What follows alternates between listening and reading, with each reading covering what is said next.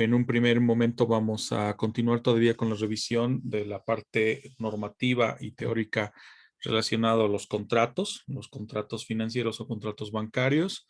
Y terminando esa etapa, vamos a ingresar ya al trabajo de grupos, tomando en cuenta que ya están colgados en sistema los casos para la evaluación final, como les había indicado, ¿no? Son 5 casos, algunos muy básicos, otros ya un poco más complejos. Por eso es que va a requerir un poco más de tiempo para su resolución y vi por conveniente el que ya los podamos ir trabajando a partir de esta semana. A partir de esta clase, entonces vamos a ir dividiendo cada vez la sesión en dos.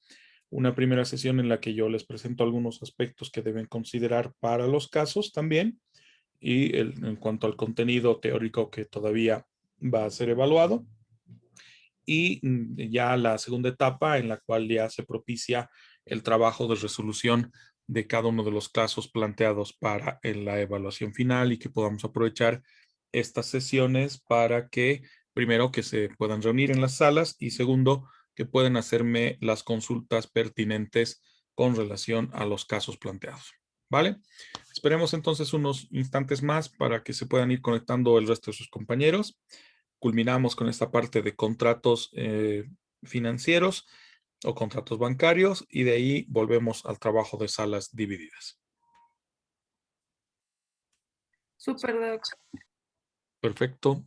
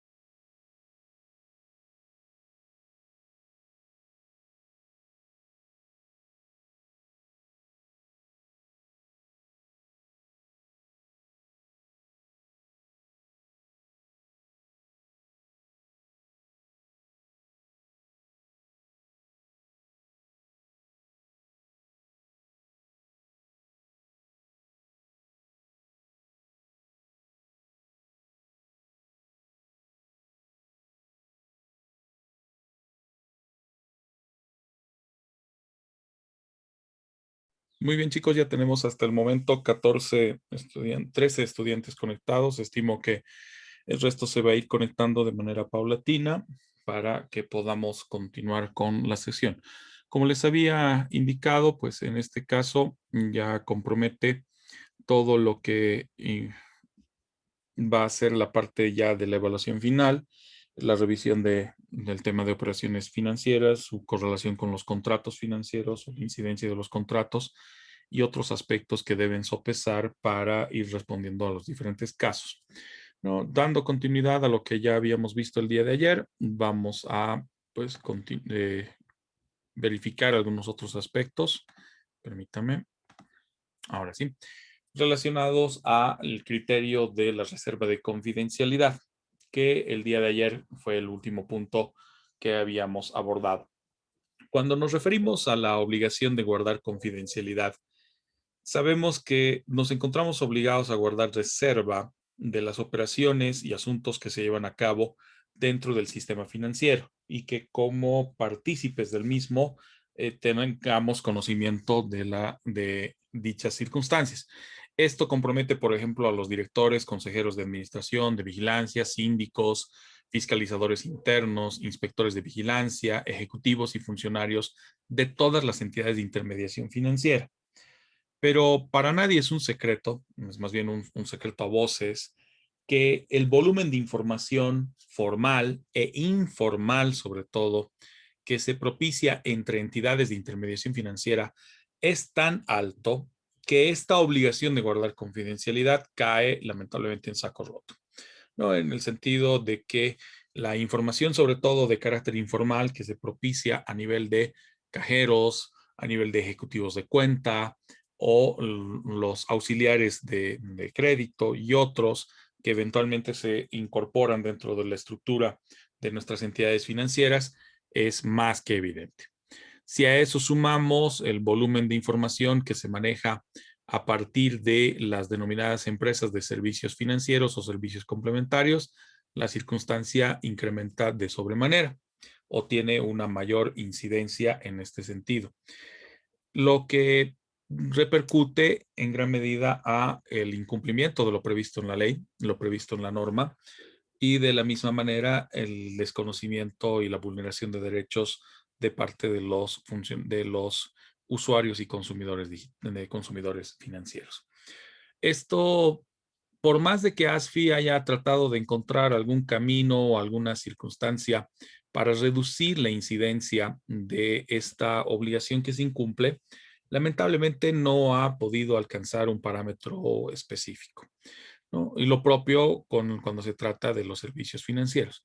Ya cuando nos referimos a las empresas de auditoría externa, la circunstancia es un poquito más formal, ¿no? Porque las consecuencias de que pueda evidenciarse, por ejemplo, una vulneración de reserva por parte de una empresa de auditoría, ya compromete no solamente la aplicación de una sanción, sino inclusive el hecho de que dicha empresa pueda ser vetada dentro del sistema financiero, o sea, que ya no pueda llevar a cabo sus operaciones con total normalidad dentro del sistema financiero, lo que compromete en gran medida sus intereses de carácter económico comercial, razón por la cual suelen ser mucho más rigurosas en cuanto al cumplimiento de la reserva, ¿no? Un aspecto que lamentablemente en los otros factores o en los otros ámbitos no siempre se evidencia en particular. Este aspecto también de la obligación de guardar confidencialidad, pues ha comprometido a las políticas que son adoptadas por las mismas entidades de intermediación. Políticas que en algunos casos sí brindan una adecuada respuesta, pero en otras, en la gran mayoría, se concentran todavía en las severas dificultades que compromete el intercambio de información, sobre todo este intercambio informal que todavía se propicia al interior de las entidades y de una entidad a otra entidad, que esa es la parte más complicada, ¿no? El hecho de que nuestros ejecutivos de cuenta, por ejemplo, se estén contactando de manera informal con los ejecutivos de cuenta de otras entidades de intermediación financiera y que con ello comprometa la seguridad y estabilidad de la información, ¿no? Que lamentablemente pues, es uno de los factores que se va a propiciar o que se va a generar como respuesta al cumplimiento de la norma, ¿no? A la previsión de la norma. Aspectos que de una u otra manera, pues tienen que ser abordados o tienen que por lo menos ser verificados por parte de ASFI, con el objetivo de que de manera conjunta con los responsables de las entidades de intermediación pueda llegarse a un escenario propicio o pueda llegarse a un escenario mucho más adecuado de lo que eventualmente compromete el desarrollo de las actividades de nuestro sistema. Si bien es provechoso hasta cierto punto o productivo hasta cierto punto el que las entidades de intermediación financiera tengan conexión o contacto entre sus funcionarios, esto lamentablemente todavía entra en un escenario informal y de preocupación en cuanto al reconocimiento de derechos, porque a través de esa comunicación informal muchas veces se logra vulnerar información sensible, información de carácter financiera y sensible que es mal aprovechada o mal interpretada también respecto a los destinatarios de dicha información, aspecto que tarde o temprano tiene que ser también abordado por ASFI, ¿no? Y también por las entidades de intermediación a través de sus propias políticas.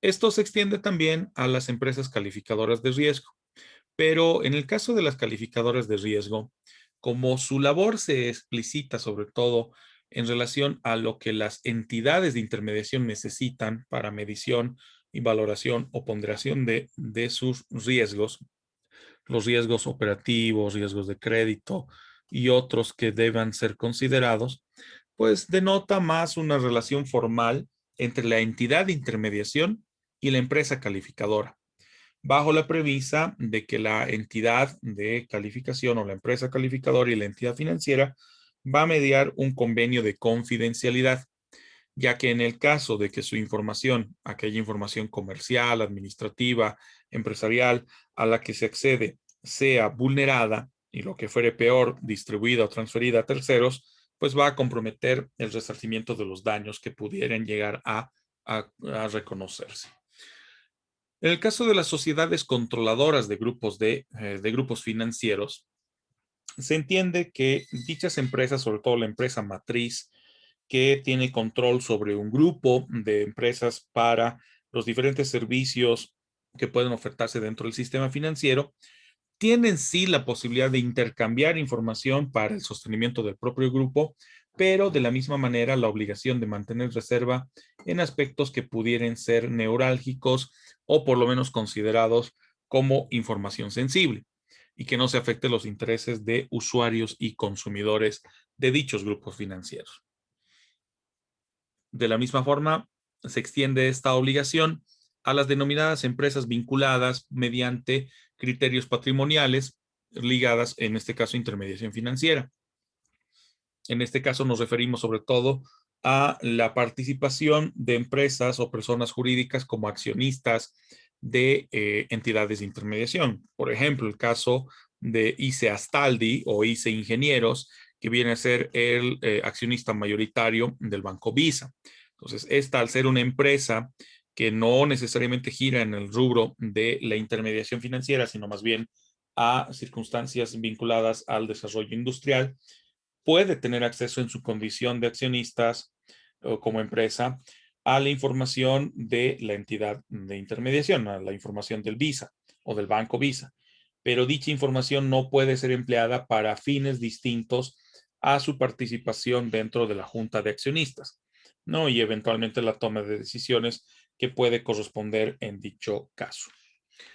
Lo propio respecto a la obligación de guardar confidencialidad relacionada a las autoridades, ejecutivos y funcionarios de las diferentes instituciones del sector público, no solo ASFI, sino también a las otras autoridades que, como hemos visto el día de ayer, pueden acceder a información incluso de manera directa, sin necesidad de la intervención de ASFI, respecto a la investigación de ciertos delitos, ¿no? Mediante la conformación de comités o comisiones para la investigación de algunos de los delitos previstos en la Ley de Servicios Financieros o las circunstancias que habilitan levantar esta reserva de confidencialidad.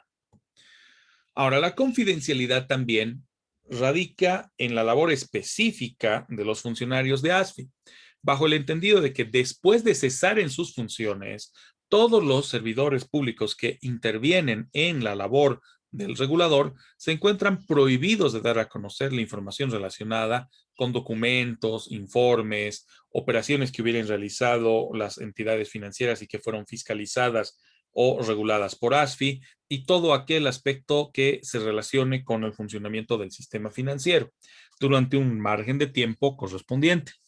Es así que el ejecutivo o empleado o servidor público que infrinja esta prohibición y esté todavía en ejercicio de funciones es destituido de forma inmediata de su cargo sin perjuicio de las responsabilidades civiles o penales que puedan corresponder.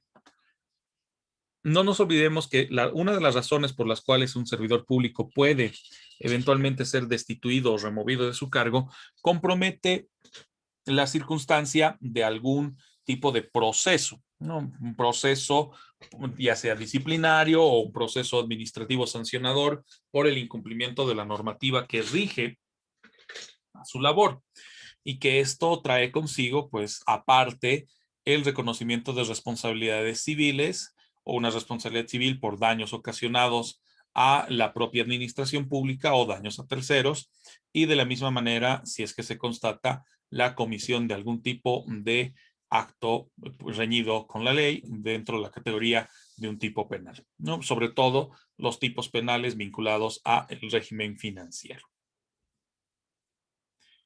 Dentro de la protección, además de la reserva de confidencialidad, la ley 393 hace alusión a la previsión de la acción de protección de privacidad, que se inserta en un criterio de carácter constitucional, como bien sabemos, previsto en el artículo 130 de la Constitución Política del Estado, bajo la premisa de que toda persona, tanto en el plano individual como colectivo o de persona jurídica, que considere estar indebidamente o ilegalmente impedida de conocer, objetar o obtener la eliminación o rectificación de datos, en este caso del sector financiero, contempladas obviamente por las entidades intermediarias o de servicios complementarios, puede recurrir a una acción de protección de privacidad para acceder a esa información, sea que estuviera contenida en un medio físico, electrónico, magnético o informático, o bien puede también hacer uso de los derechos que le confiere esta acción para restringir el acceso a dicha información y precautelar sus intereses, ligados a su derecho fundamental a la intimidad, a la privacidad, a la propia imagen, la honra y la reputación, pudiendo interponer la acción constitucional contemplada en los artículos 130 y 131 del mandato de nuestra Constitución, y sometiéndose al procedimiento de la acción de amparo, ¿no? Porque a la fecha todavía no contamos con un procedimiento específico para la acción de protección de privacidad, como ya debiera acontecer o por lo menos debiera haberse previsto hace algunos años, ¿no? Circunstancia que por el momento nos es todavía bastante renuente. Paralelo a lo que es la reserva de confidencialidad, también debemos hacer alusión al deber de información de las entidades financieras hacia sus clientes, incluidos los clientes potenciales. Pero aquí entran en juego algunas consideraciones tanto positivas como negativas que ya incluso abordaban ustedes o identificaban ustedes el día de ayer. Por ejemplo, cuando Ángela consultaba respecto a el envío de nuestros extractos, ¿no? Los extractos de cuenta, bajo la premisa de que esta es una obligación por parte de las entidades de intermediación financiera, pero a su vez también se maneja como un derecho de los usuarios y consumidores. Un derecho que debiera efectivizarse bajo la premisa de que los costos de información o lo que compromete la información de las entidades financieras hacia sus clientes debiera ser cubierto por la propia entidad financiera. Pero bien sabemos de que el costo se traslada siempre a el usuario o al consumidor. Hay diferentes mecanismos de información que se adoptan, ¿no? En este caso, el más conocido es precisamente el tema de los extractos, que denotan sobre todo las operaciones que llevamos a cabo. En gran medida, estos ahora se han representado más en un formato digital, ya sea a través de la opción de banca móvil o el acceder a banca por internet y en algunos casos también el correo electrónico, pero no inhibe el que eventualmente también puedan expresarse de forma física. Lo llamativo del caso es de que si bien como regulador ASFI exige que nosotros como entidades financieras encontremos diversos canales para comunicar la situación sobre el manejo de una cuenta a cada uno de nuestros usuarios o clientes, concretamente a nuestros consumidores financieros, todavía ASFI nos exige una comprobación física de este aspecto. Entonces tenemos que sacar los reportes de información, obviamente ya generales, respecto a los volúmenes de datos tamizados y manejados de forma estadística para la validación ante ASFI.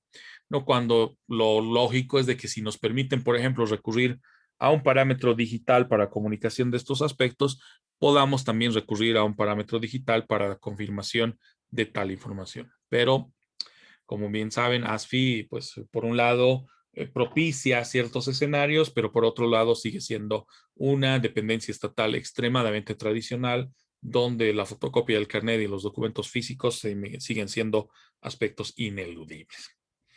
Fuera de los extractos, también es posible obtener por parte de los clientes o consumidores financieros certificaciones. Estas certificaciones emitidas por las entidades de intermediación financiera tienen que sujetarse a el reconocimiento de los derechos del consumidor financiero, que nos abren además una singularidad. Una vez solicitada una certificación emitida a una entidad de intermediación financiera, esta podrá disponer de un plazo de hasta 10 días hábiles administrativos. ¿Eso qué denota? Si el día de hoy, por ejemplo, yo solicito algún tipo de información o certificación a la entidad financiera con el objeto, además de que se me informe de manera oportuna o de manera precisa respecto a lo solicitado, esta entidad va a disponer de 10 días hábiles administrativos que comprometen en este caso de lunes a viernes, exceptuando obviamente feriados, dando margen a que la información la puedan generar hasta el día 23. Por ejemplo, hoy estamos a 9 de marzo y recién hasta el 23 de marzo se cumpliría el plazo para la comunicación. ¿Qué sucede si no cumplen? Tomando en cuenta esos 10 días hábiles, ¿no? Vamos a hacer la solicitud del 9, tiene que ser atendida nuestra solicitud máximo hasta el día 23, pero lamentablemente no se atiende nuestra solicitud o no nos informan lo solicitado. La lógica elemental es de que por lo menos durante ese margen de tiempo, si es que hubiera algún tipo de incidencia negativa que impida a la entidad financiera cumplir con esta obligación, que no sea comunicada con la premura correspondiente, ¿no? En base a la información solicitada, porque comúnmente es una información que va a estar ligada al manejo de nuestros recursos, al manejo de nuestras cuentas. Pero ¿qué es lo que comúnmente ocurre? La información de que no va a poder cumplir con la entrega de la información y requiere además un plazo adicional, se maneja casi dentro del margen de los plazos finales. ¿Eso qué implica? Que la entidad financiera nos podrá comunicar el día 22, el día 21 o el mismo día 23, que por razones de fuerza mayor, que a veces ni siquiera explican, no van a poder cumplir con la obligación. Y esto, en vez de ocasionar algún tipo de sanción o la posibilidad de que intervenga de oficio o que intervenga de forma directa ASFI, de oficio difícil, pero por lo menos a requerimiento, todavía se ve limitada. ¿Por qué? Porque la entidad financiera tiene la facultad o tiene la posibilidad de extender este plazo por otros 10 días hábiles administrativos. Lo que posterga mucho más el ejercicio de derechos por parte de la población, que en este caso nos llevará hasta el 30 de marzo y excepcionalmente a un plazo mayor, porque si hasta el 30 de marzo no se responde, recién se habilita la posibilidad de presentar un ODECO. o una reclamación vía ODECO. Todas las reclamaciones anteriores tienen que ser simplemente las de carácter privado que se efectivizan ante la misma entidad de intermediación. ASFI recién habilita su competencia después de la prórroga, no antes. Y esto es algo que eventualmente puede ocasionar o puede traer consigo una serie de consideraciones negativas. En algunos casos, inclusive, dependiendo del tipo de información a ser requerida, este plazo puede incrementarse a 20 días hábiles administrativos o a 30 días hábiles administrativos, que nos da como resultado, en muchos casos, más de un mes de espera para la información. Lo que resulta en algunos casos absurdo, porque si se supone que la entidad financiera tiene que llevar a cabo un registro de todas sus operaciones y lleva un registro de todas sus operaciones, debiera estar en condiciones normales para poder emitir información requerida por sus clientes o por los consumidores y no tener que someterse a periodos o plazos más largos para tal circunstancia. Otra de las características que denotamos en los contratos financieros o los contratos bancarios es de que son contratos de confianza, de más alta confianza sobre todo, razón por la cual los identificamos como un contrato intuito personae, ¿no? Con relación a la calidad o cualidad de la persona o las personas intervinientes en el mismo, ya que la entidad bancaria o la entidad de intermediación financiera no va a prestar sus servicios de manera indiscriminada. Por lo menos no debiera ser así, lo que ya hemos denotado en el primer parcial. Debiera escoger con cautela a su cliente para mantener tanto su prestigio, para no verse afectada por el incumplimiento y la desidia de su deudor, sobre todo uno de escasa solvencia moral y peor solvencia económica. Esto deriva sobre todo en la facultad que tiene también la entidad financiera de rescindir la relación contractual una vez que se verifica que se han incumplido las condiciones económicas e incluso morales al momento de celebrar un contrato. Desde el punto de vista moral, por ejemplo, si eventualmente yo solicito un crédito para vivienda de unos $95,000 y después la entidad financiera descubre, por más de que yo tenga la capacidad económica, la solvencia y la liquidez, pero descubre que yo le he dado un destino distinto al mencionado en el contrato, puede pedir su rescisión y la ejecución de la deuda de forma inmediata. ¿Por qué? Porque eventualmente yo puedo haber engañado a la entidad financiera bajo la premisa de que me favorezco con una tasa de interés más baja para una operación que se encuentra regulada, como es el caso de los créditos de vivienda y con tasas determinadas por el Estado, a diferencia de una operación comercial o una operación de carácter de consumo, donde la tasa de interés suele ser más alta y obviamente estoy jugando contra los intereses de la entidad financiera y la he defraudado de alguna manera. Entonces, esto le habilita la posibilidad de que pueda rescindir la relación contractual y exigir la devolución del capital entregado en el caso de las colocaciones.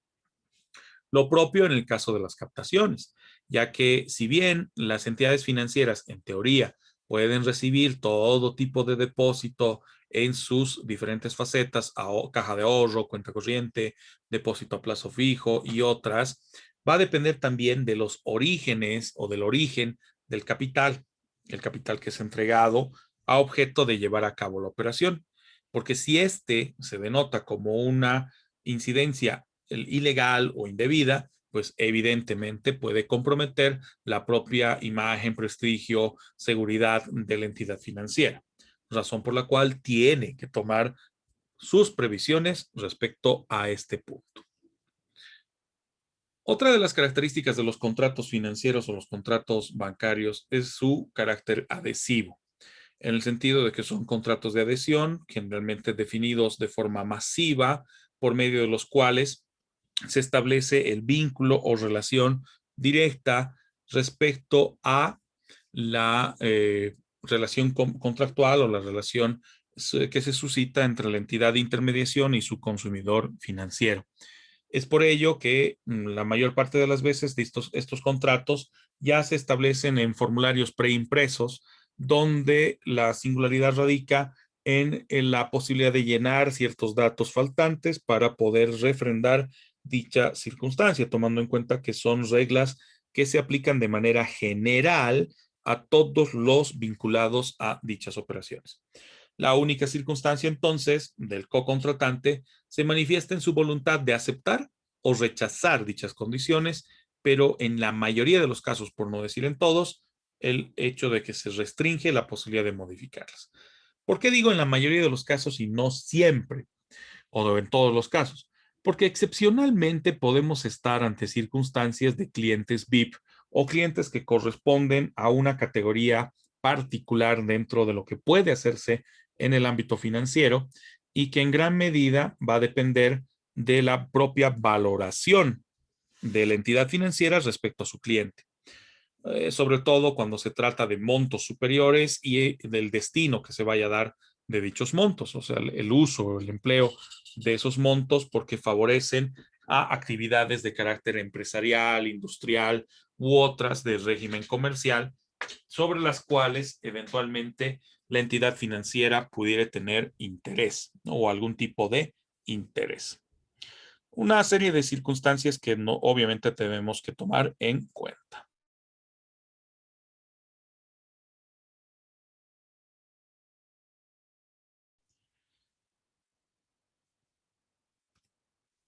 El contrato, además, a pesar de ser adhesivo, siempre va a sujetarse a una lógica de consentimiento, ya que si bien la coincidencia de voluntades se determina por una que se impone a la otra, no inhibe el hecho de que tengas todavía una suerte de capacidad de elección, bajo la premisa de que no estás obligado a suscribir un convenio o acuerdo con una sola entidad o solo un tipo de entidad financiera, sino que tienes alternativas dentro del mercado respecto a la presencia de otras entidades que eventualmente pudieran generar algún tipo de consideración dispar, a diferencia de lo que acontece con otra entidad. Esto se evidenciaba mucho más antes, cuando había una diferencia marcada, por ejemplo, en la operativa de bancos versus cooperativas.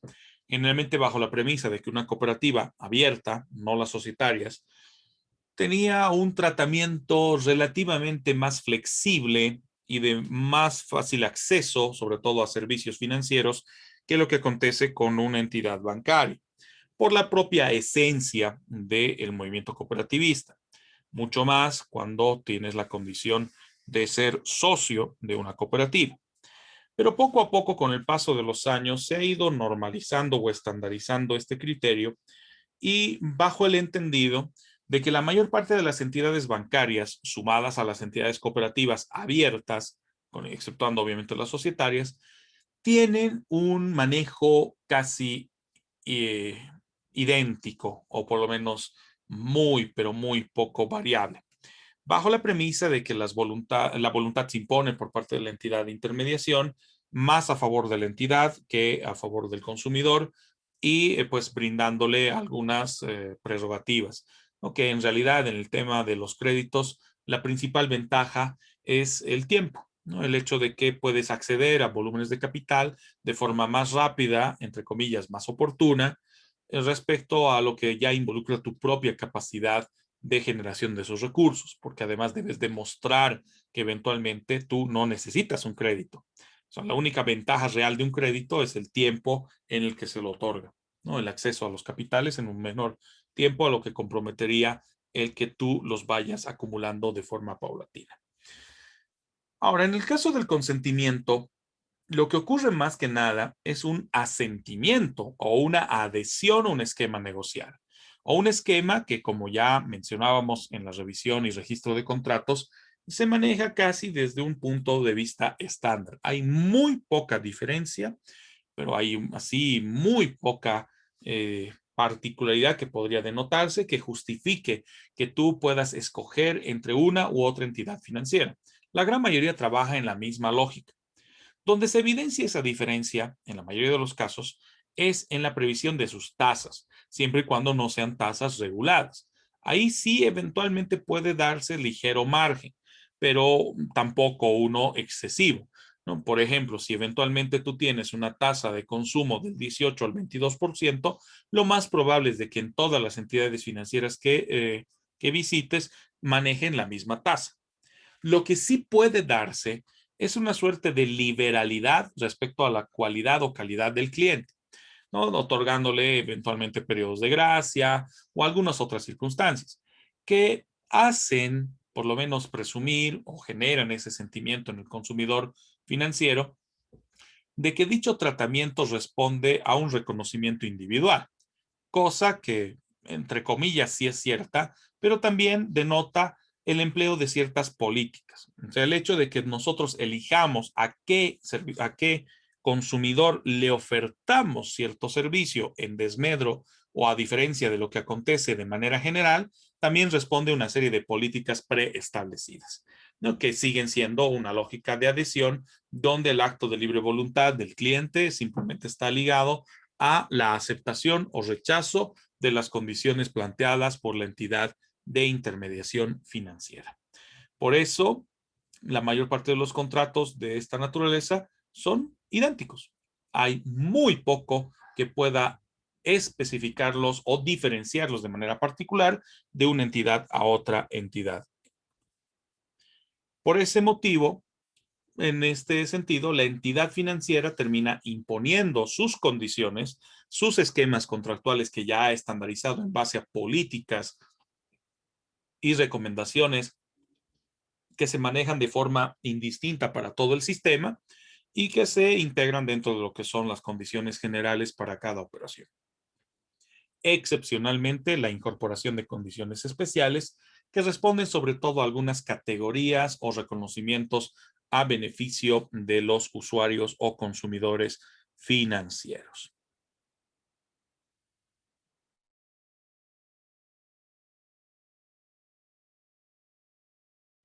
De la misma forma, podemos caracterizar también a los contratos financieros como contratos donde predomina la buena fe. Una buena fe, hasta cierto punto, donde la contratación bancaria o la contratación financiera, en la formación, en la ejecución y la interpretación de las diferentes circunstancias que comprometen a un contrato, se justifica en la postura asumida por la entidad de intermediación. Digo inicialmente porque esta buena fe deberá ser corroborada, deberá ser verificada. Por ejemplo, cuando nosotros tenemos la solicitud de apertura de crédito o de una colocación a favor de un usuario, a favor de un consumidor financiero, sabemos que debe cumplir con una serie de condiciones habilitantes. Una de esas condiciones habilitantes es la de poder demostrar su solvencia y liquidez. En el concepto de solvencia, la incidencia de reconocer que cuenta con un acervo patrimonial que le permita hacer frente a las obligaciones que va a obtener.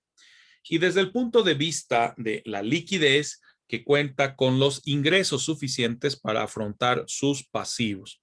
Dicha circunstancia debe ser verificada por la entidad de intermediación, recurriendo para ello a la labor de los ejecutivos de cuenta y ahora la labor que se ejercita por intermedio de las empresas de servicios financieros, ¿no? En este caso, los burós de información que coadyuvan bastante a la verificación de dichos datos y la confirmación de su nivel de solvencia y liquidez.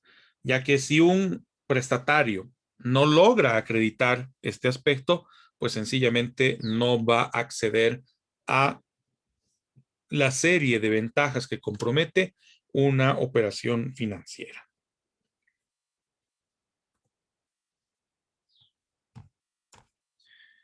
Otra de las características que denotamos en los contratos financieros es su rápido perfeccionamiento y fácil constatación, ya que como se trata de una operación repetitiva, recurrente, masiva, exige el requisito de que se perfeccione de manera oportuna y fácil. Sobre todo porque se logra mediante la uniformidad de las cláusulas. No hay puntos que negociar, no hay aspectos que cambiar, no hay circunstancias que deban modificarse, sino que la mayor parte de las ocasiones se aplica un criterio general indistinto a el tipo de usuario que lo solicite. Excepcionalmente, como les digo, podrá haber alguna consideración adicional, pero dichas cláusulas generales u obligaciones determinadas en la celebración del contrato o en la redacción del contrato son ineludibles. Esto permite precisamente una uniformidad de contratos que pueden manejarse de manera serializada en formularios preimpresos y que permite el registro de toda la información de contacto, así como también los asientos contables o la información contable que rectifica o verifica las obligaciones que se generan entre las partes contratantes. Son también catalogados como contratos de empresa, entendiendo que para ello la entidad financiera o bancaria lleva a cabo una actividad económica, no está llevando a cabo una labor ligada a un ejercicio de profesión independiente o profesión liberal, sino más bien a una lógica empresarial donde los contratos se manejan en una categoría de masa, que responden sobre todo a la estructura económico-jurídica constante que predomina en las entidades de intermediación financiera. Por eso es gracioso cuando, como ya les había adelantado, cuando el ejecutivo de cuentas nos echa la culpa a nosotros, a asesoría legal, de que hemos demorado un crédito porque nos encontramos redactando el contrato. Nada más falso, los contratos en realidad se rellenan, se complementan los datos una vez que contamos con el informe positivo y el aval del comité de créditos o del ejecutivo de cuenta que haya hecho la verificación y constatación de los niveles de solvencia y la liquidez del solicitante. O lo contrario, ¿no? Que una vez que contamos con un informe negativo, pues rechazamos la celebración de la relación contractual o evitamos que ésta se propicie para precautelar los intereses de la entidad. Lo interesante del caso es de que muchas veces ni nos enteramos de que ha habido una solicitud de crédito. Solo llegan a nosotros aquellos que, o a la asesoría legal, aquellos que ya han pasado por un tamiz de control por parte de los ejecutivos de cuenta. Y en algunos casos, la celebración como tal del contrato es de nuestro conocimiento recién cuando vamos a un ejercicio de ejecución, ¿no? Porque como se trata de un contrato de rápida ejecución y perfeccionamiento, no necesita una revalidación o revisión posterior por parte de asesoría legal, porque las pautas definidas en el contrato son ineludibles. Todos los clientes que vayan a ser acreditados tienen las mismas condiciones o las mismas características. Claro, la entidad financiera te vende otra idea, te vende esa circunstancia de que ha considerado tus particularidades, que ha tomado en cuenta tus condiciones, tanto de solvencia como liquidez, para poderte acreditar, para poder colocarte un crédito o autorizar la colocación. Pero básicamente esto responde a una serie de políticas que no son enunciadas de forma paralela a la solicitud, sino más bien previa a la solicitud. Y lo único que se está haciendo es verificar si tú cumples con dichas condiciones y es por eso que se le da un trato de contratos en masa. Ahora, entrando ya a un criterio teórico de lo que involucra la clasificación de los contratos bancarios, también debemos entender que estos se clasifican en relación a las propias operaciones. ¿Eso qué denota? Que dentro de los contratos bancarios o financieros tendremos contratos típicos y contratos atípicos ligados a la actividad desarrollada por la entidad de intermediación. Los contratos típicos se vinculan sobre todo a las denominadas, parece se borró esa parte, a las denominadas operaciones activas y las operaciones pasivas, de acuerdo a lo determinado en los artículos 118 y 119 de la Ley 393, que son los que determinan o establecen ese listado enunciativo más no limitativo de las diferentes operaciones que actualmente tenemos habilitadas en nuestro país para su prosecución, que en este caso da lugar a esos contratos típicos.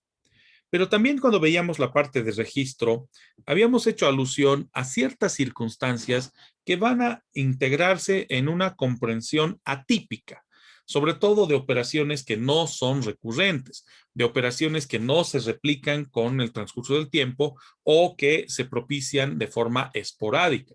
En esos casos, sobre todo cuando estamos hablando de operaciones que eventualmente pueden estar comprometidas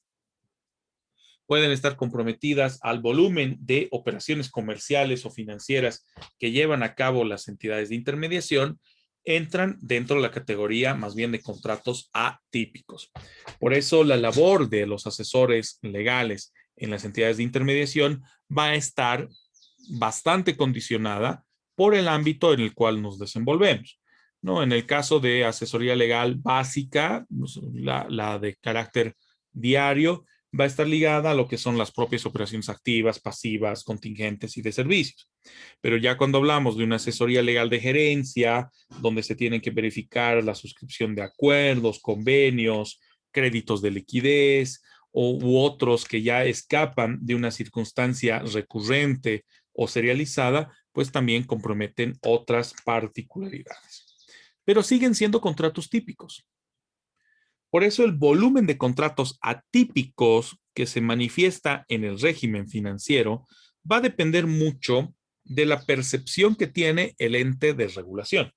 Y en el caso boliviano, entendemos que ninguna entidad financiera puede llevar a cabo operaciones que no hayan sido previamente autorizadas por ASFI.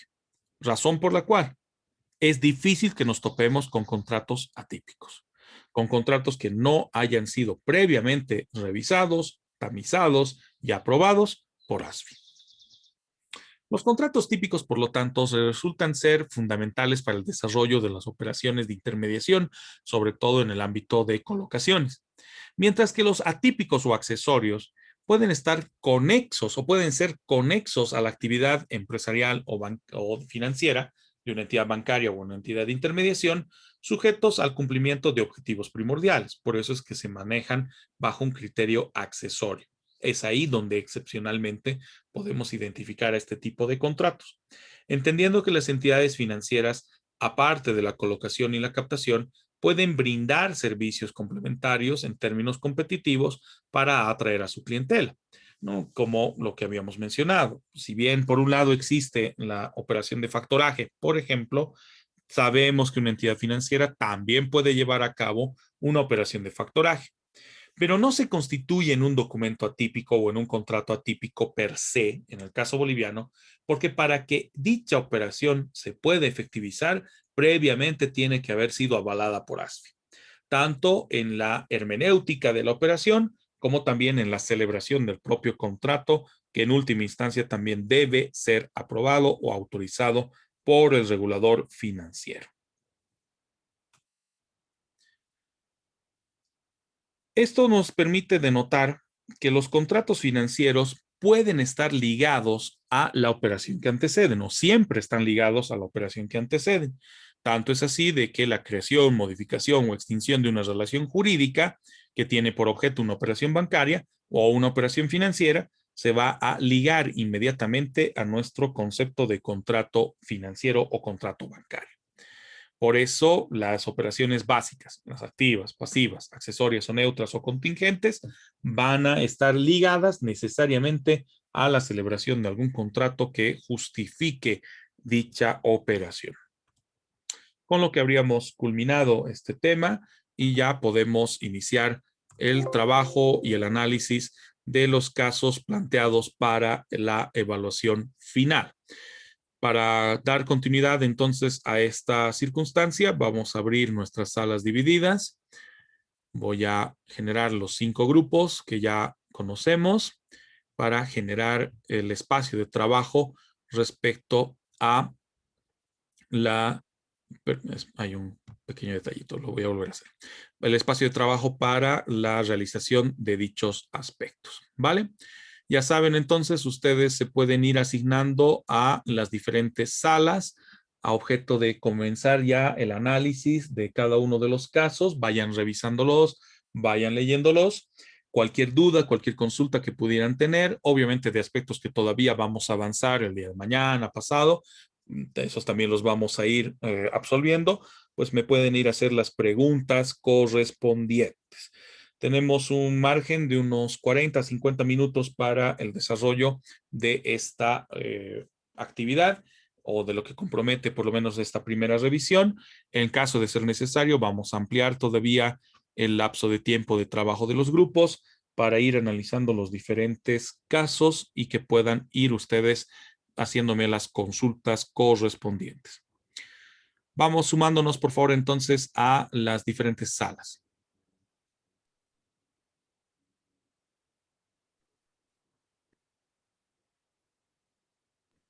Doc, ¿será que me puede añadir, por favor?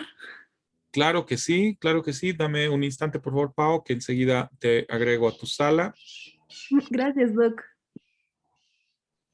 Igual, por favor, doctor, no sé cómo entrar. No te No, no preocupes, puedo. Ana. No te preocupes, enseguida te agrego a tu sala. Gracias, doctor. Con todo gusto.